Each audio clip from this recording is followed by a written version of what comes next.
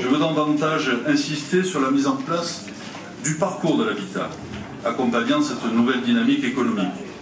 Car ce parcours était et reste encore un des plus beaux enjeux que j'ai eu plaisir à porter en tant que maire. Au travers de la création de plusieurs zones d'aménagement concertées, j'entendais également orienter clairement les promoteurs pour qu'ils proposent aussi dans leur programme des logements en accession à prix maîtrisé, notamment pour les primo-accédants, ce qui a été fait aussi dans ce programme. Une ambition qui est devenue réalité, qui a permis à de nombreuses familles ciotadines de devenir propriétaires, tout en libérant des logements sociaux pour que d'autres puissent avoir un toit.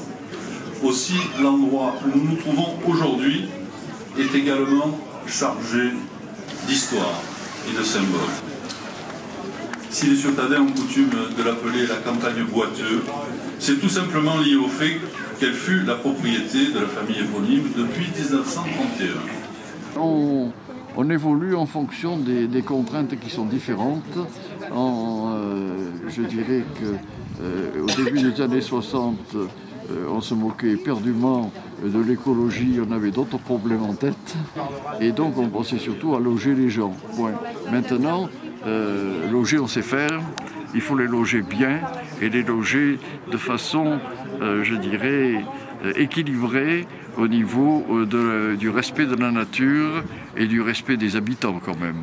D'abord les habitants et après la nature, mais à condition que les habitants ne dévalorisent pas la nature et ne la détruisent pas. Une programmation très mixte au niveau des logements présents sur le site, puisque nous avons du logement social, du logement intermédiaire, locatif intermédiaire, de logement accession, et également des lots à bâtir, pour qu'il y ait une mixité aussi maison, logement collectif.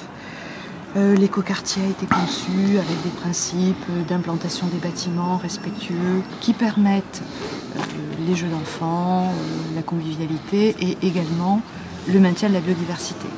Ces îlots sont reliés par des parties cyclables, des pistes cyclables et des voies douces. Nous proposons d'ailleurs des vélos électriques dans les copropriétés en accession que nous finançons. Nous finançons des bornes de sécurité et qui permettent la recharge également. Et avec son smartphone, les différents habitants pourront réserver l'utilisation de ces vélos.